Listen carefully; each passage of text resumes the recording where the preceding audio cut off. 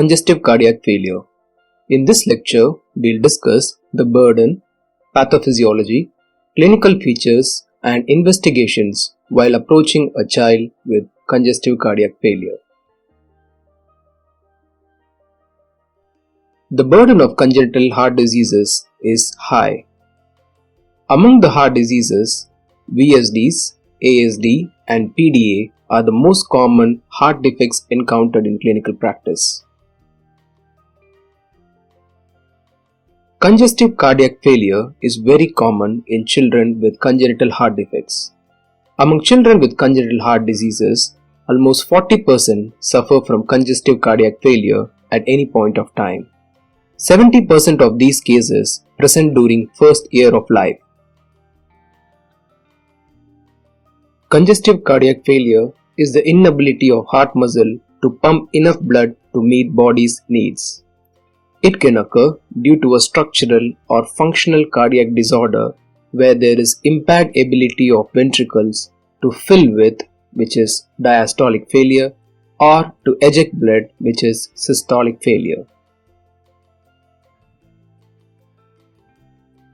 To understand the pathophysiology of congestive cardiac failure, let us imagine heart as a pump connected by pipes.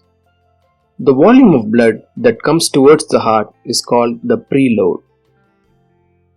The pressure against which the pump contracts in order to push the blood away from the heart is called the afterload.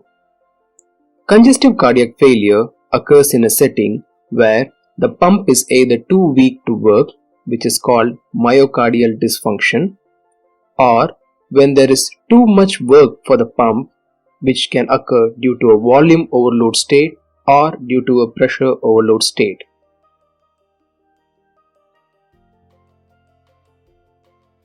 Myocardial dysfunction secondary to pump failure can result in pulmonary edema due to backward failure or in shock due to forward failure.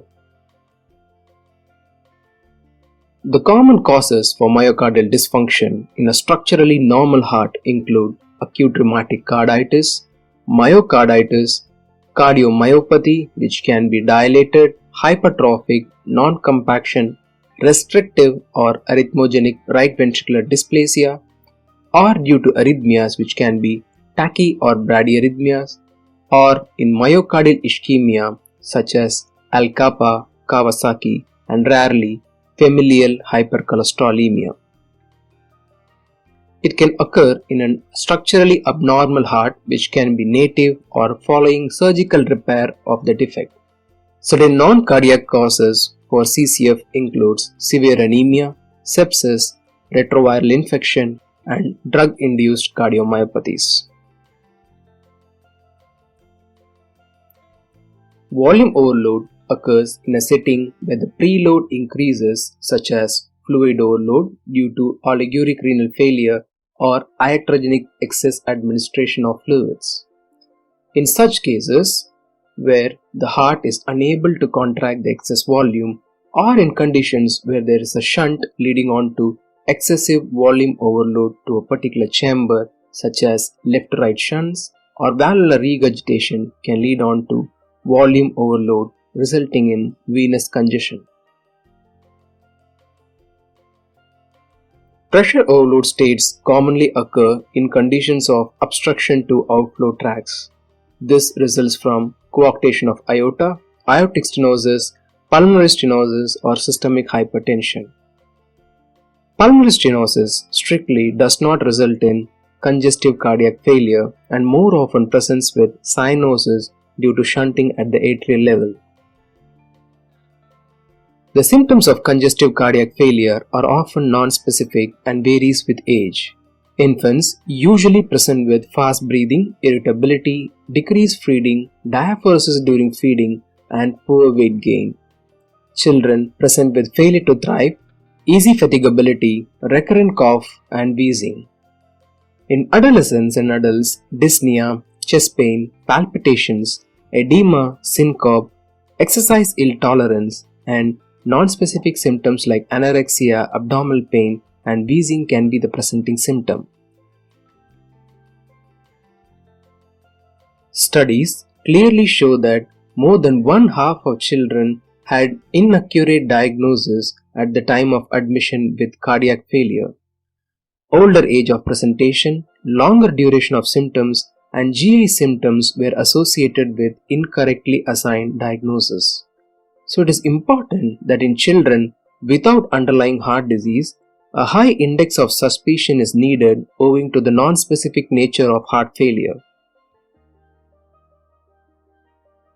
The common signs include tachycardia, tachypnea, nasal flaring, and retractions. Also, pulmonary congestion features like grunting, wheezing and rales, and hepatomegaly can be appreciated. In those with forward failure, poor perfusion in the form of cool and mottled extremities, decreased capillary refill, decreased peripheral pulses, lowered systemic blood pressure, and an S3 gallop can be seen. The New York Heart Association classifies adults with congestive cardiac failure into 4 classes. Class 1 is where there is no limitation of physical activities. Class 2 are those where there is fatigue, palpitations, dyspnea or angina during moderate exercise but not at rest. Class 3 are those who have these symptoms with minimal exertion that interfere with normal daily activities, and Class 4s are those patients who are symptomatic even at rest. As children have varied presentations, modified Ross classification is commonly used in pediatric age group. Class 1 is where there is no symptoms during activity. In Class 2, infants can have mild tachypnea or diaphoresis with feeding, and older children can have mild to moderate dyspnea on exertion. In Class 3, infants show growth failure and marked tachypnea or diaphoresis with feeding, and older children demonstrate marked dyspnea on exertion. Class 4 are those who are symptomatic even at rest. It is important to note that this symptom stratification of patients is for established chronic heart failure but is not for diagnosis or for determining the prognosis of heart failure in children. The following set of investigations are commonly done in a child with congestive cardiac failure in order to diagnose and prognosticate the underlying heart disease. Chest X-ray can show features of pulmonary plethora, cardiomegaly, which is defined as a cardiothoracic ratio of more than 60% in neonates and more than 55% in older children. We may also get certain classical findings which are diagnostic of the underlying cardiac diseases. Hemoglobin estimation is important as anemia is an important cause of CCF. Children with cyanotic congenital heart disease may also present with polycythemia. Troponin and CKMB are common biomarkers for myocyte injury. An elevated troponin level in acute LV dysfunction suggests acute myocarditis more than dilated cardiomyopathy. Brain natriuretic peptide or BNP is commonly used to differentiate between cardiac and non-cardiac causes of distress. BNP correlates with ventricular dysfunction, functional class of heart failure, and also as a prognostic marker for outcome. It correlates negatively with the ejection fraction. A BNP level of more than 100 picogram per ml is 90% sensitive with a positive predictive value of 83% for heart failure. Levels less than 50 rules out heart failure as a cause of dyspnea. NT-proBNP is also commonly done and it correlates well with BNP.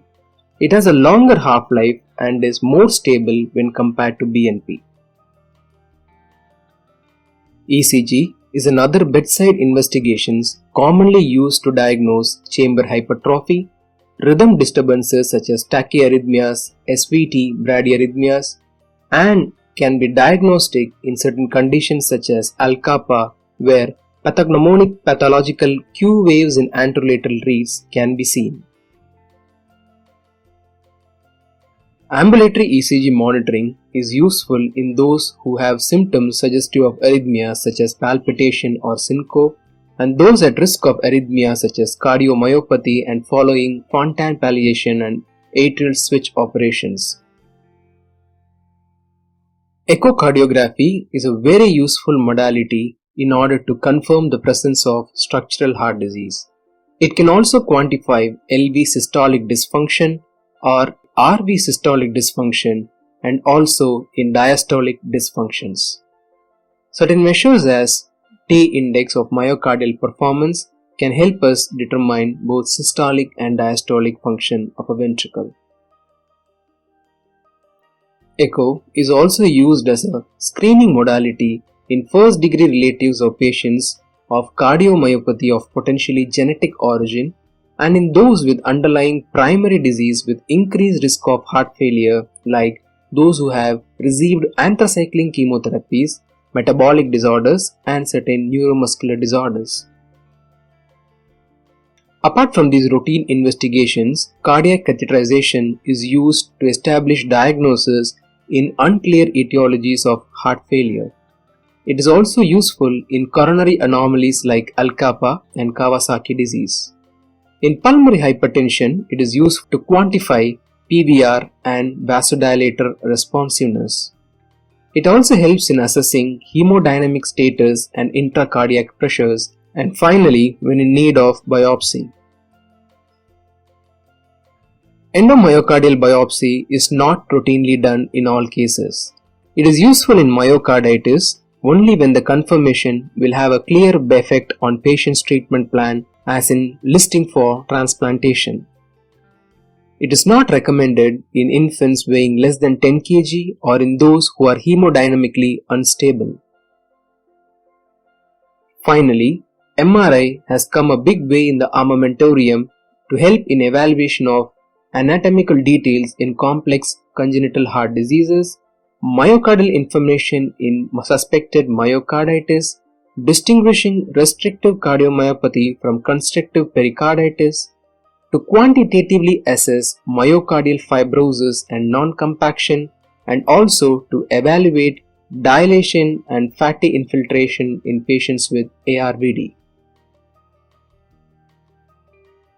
In summary, the burden of congenital heart diseases is high and congestive cardiac failure is common in children. Identification can be difficult as symptoms can be non-specific.